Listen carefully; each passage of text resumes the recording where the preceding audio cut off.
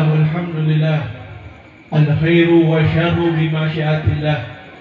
Wassalatu wassalamu ala Sayyidina Rasulillah, Sayyidina wa Habibina wa Syafiina Muhammad, Sayyidina Muhammad ibn Abdullah wa ala alihi wa sahbihi wa mawalah.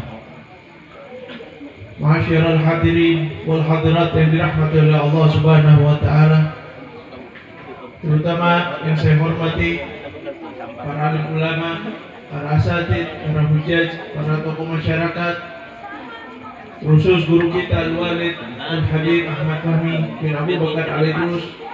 Mudah-mudahan Allah Ta'ala panjangkan umur beliau dalam keadaan sehat walafiat, yang tidak penyakit oleh Allah Ta'ala, dan mudah-mudahan kita tetap mendapatkan keberkahan serta ilmu dari beliau. Amin ya rabbal alamin. Dan juga guru kita yang baru saja menyampaikan tausiahnya, Ki Haji Baban Soleh Syakbana, dan juga guru kita Ustaz Abdurrahman Al-Farigi, dan juga guru kita selaku daripada Sahibul Bait, yaitu daripada Ustaz Saifullah, dan juga Akhil Nafilah Ustaz Maulana, dan juga para ketua daripada Majlis Burda Ustaz Samsul, dan juga Ustaz Daud, saudara Akhil Nafilah Ustaz Toto, dan juga para asatid yang lain yang alhamdulillah hadir tengah-tengah kita, baik dari Bekasi dan Cikarang. Alhamdulillah, mudah-mudahan saya panjang umur walafiat, bapak-bapak, ibu-ibu yang ada di mana dalam mushola, mudah-mudahan Allah Ta'ala panjangkan umurnya dalam keadaan walafiat. Bapak RW juga kita doakan mudah-mudahan diperbanyak ya pemerintah-pemerintah yang selalu mendukung menyokong daripada majlis taklim. Amin ya rabbal alamin. Hadirin wal hadirat yang dirahmati oleh Allah Subhanahu wa taala. Alhamdulillah, kita semua diberikan panjang umur walafiat sehingga kita bisa berkumpul di dalam majelis yang penuh keberkahan ini.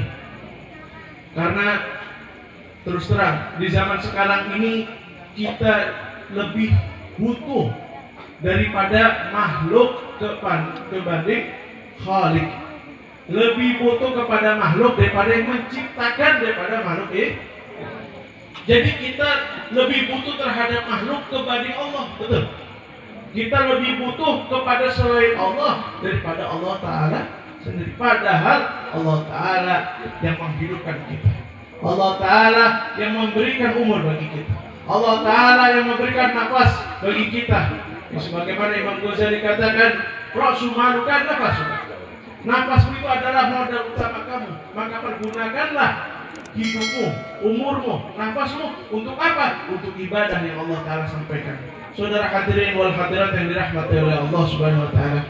Maka di sini kita melanjutkan daripada apa yang disampaikan oleh Al-Habib Abdullah bin Alwi Al-Haddad di dalam kitabnya. Beliau menyampaikan mengutip daripada ayat Al-Qur'an dalam surat Ar-Rum. Allah Ta'ala berfirman, "Tsumma kana aqibatul ladzina asabu su'a an kadzabu bi ayatillahi wa kanu biha yastahzi'un." Yaitu mereka akan mendapatkan daripada hukuman siksa, yaitu siapa? Mereka orang-orang yang berbuat jelek, mereka orang yang berbuat buruk mendapatkan apa? Akibat apa? Akibat sesuatu siksaan yang sangat buruk. Yaitu siapa? Al-kadzabu bi ayatillah. Mereka yang mendustakan daripada Al-Quran, mereka yang mendustakan daripada kekuasaan Allah, mereka yang mendustakan daripada ayat-ayatnya Allah, mereka akan disiksa, diazab oleh Allah Ta'ala dengan azab yang sangat besar.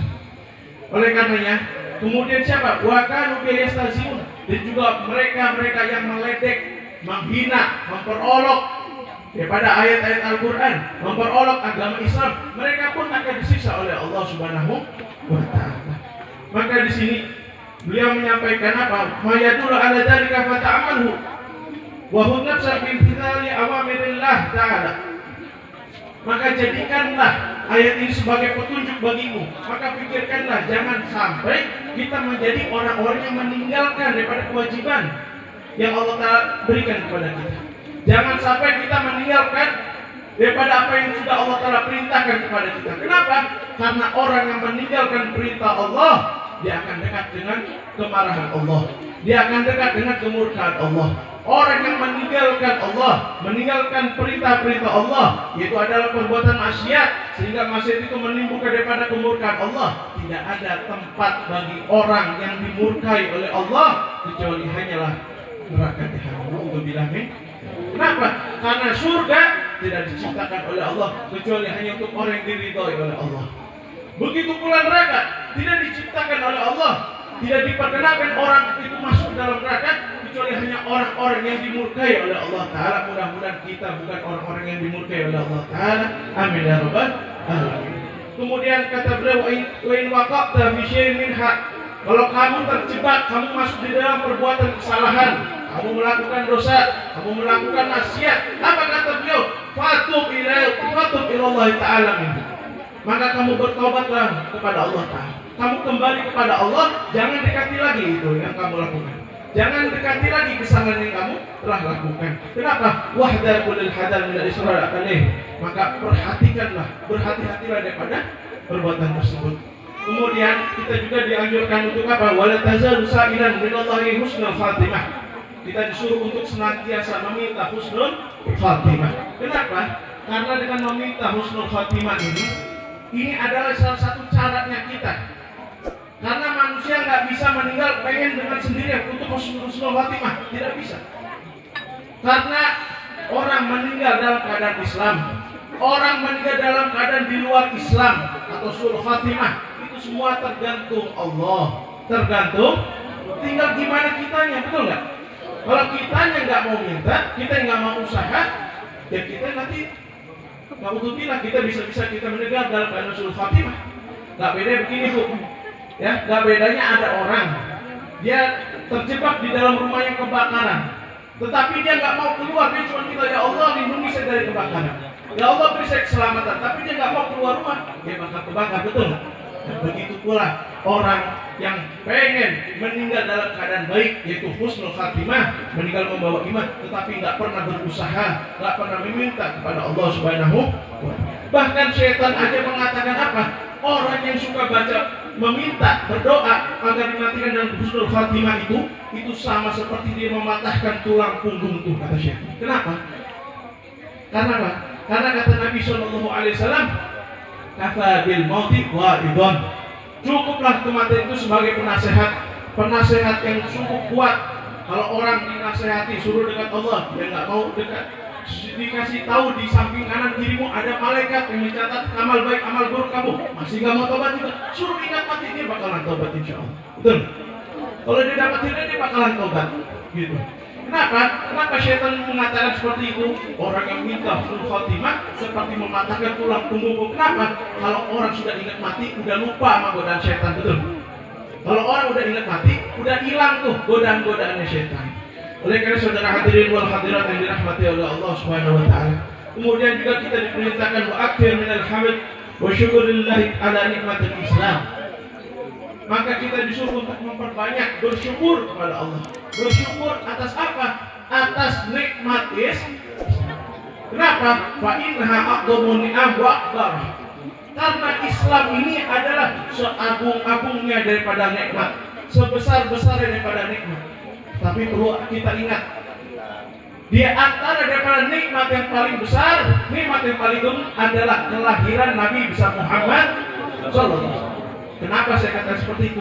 Kalau nggak ada Nabi Muhammad, kita nggak kenal Islam, betul? Kalau nggak ada Nabi Muhammad, kita nggak bakal kenal masjid.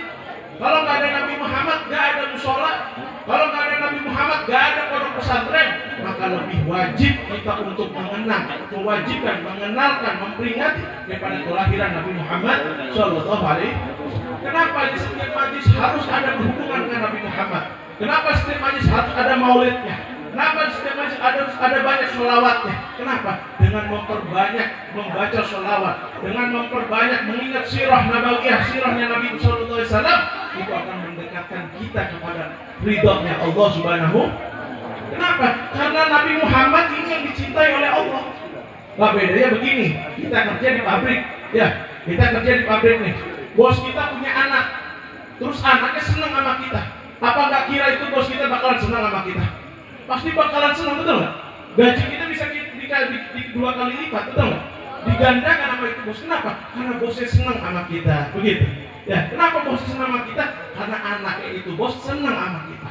Begitu pula kalau kita punya hati, ya, selalu nyambung dengan Nabi Muhammad, selalu cinta dengan Nabi Muhammad, selalu mengikuti sunnah Nabi Muhammad, Allah pun akan melipat gandakan pahala kita. Amin ya rabbal alamin.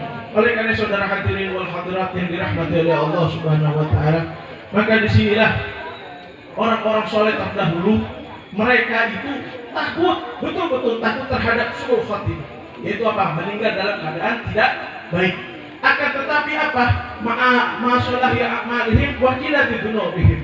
Tetapi mereka orang-orang soleh mengamalkan, melakukan daripada rasa kekhawatiran, ketakutan terhadap pada meninggal dalam keadaan tidak baik ini dengan apa? Dengan dibarengi dengan amal soleh.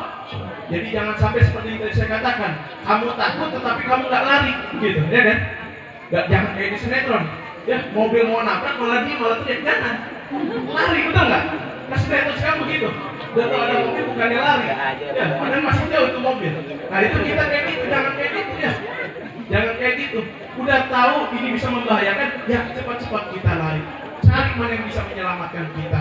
Oleh karena saudara hadirin wal hadirat yang dirahmati oleh Allah Ta'ala, maka orang-orang soleh, mereka para salafus salihin, mereka khawatir terhadap suul khatimah, tetapi dibarengan dengan amal soleh. Wa qillatu dzunubihim, juga mensedikitkan daripada dosa-dosa mereka, mengurangi daripada dosa-dosa mereka. Kenapa saudara hadirin? Karena amal soleh inilah yang dapat menyenangkan hati Nabi Muhammad SAW. Habib Ali bin Muhammad Al-Habsyi, Sahibul Maulid, beliau pernah mengatakan apa? Wajidu wajha nabikum bisolihi a'malikum. Bikin wajah Nabi jadi gembira, bikin wajah Nabi jadi senang, bikin wajah Nabi jadi riang gembira dengan apa? Bisolihi a'malikum, dengan amal soleh kita. Kenapa? Di setiap hari Senin dan Kamis itu amaliyah manusia itu ya dilaporkan kepada Nabi Shallallahu Alaihi Wasallam, ya Rasulullah, ini amal umatku. Dilihat sama Nabi, apa kata Nabi? Seandainya aku dapat yang baik dari kamu, aku bersyukur kepada Allah. Tetapi kalau aku dapatkan umatku beramal buruk, umatku meninggalkan daripada amalan yang sunnah, umatku meninggalkan sholat wajib, umatku tidak sembahyang, umatku buka aurat, umatku masih terjebak di dalam riba, umatku masih makan makanan yang haram, fa astaghfirullahaladzim, aku mintakan ampun untuk kamu. Apa enggak malu kita? Apa enggak malu kita sama Nabi Muhammad? Nabi Muhammad sudah berperang mati-matian semasa hidupnya untuk kita, sudah beliau itu ya sudah lewat daripada zaman beliau, kita masih menyusahkan beliau dengan amal buruk kita. Na'udzubillah min. Dan mudah-mudahan Allah Ta'ala berikan taufik serta hidayah bagi kita semua. Mudah-mudahan Allah Ta'ala terima amal ibadah kita. Mudah-mudahan Allah Ta'ala gabulkan hajat kita. Mudah-mudahan guru-guru kita bismillah panjang umur, sehat walafiat, dan majlis muda ditambah maju, tambah mendekatkan kita kepada Allah Ta'ala. Mudah-mudahan guru-guru kita diberikan semangat oleh Allah Ta'ala, diberikan istiqomah oleh Allah Ta'ala. Amin ya rabbal alamin. Kurang lebih mohon maaf. Wassalamualaikum warahmatullahi wabarakatuh.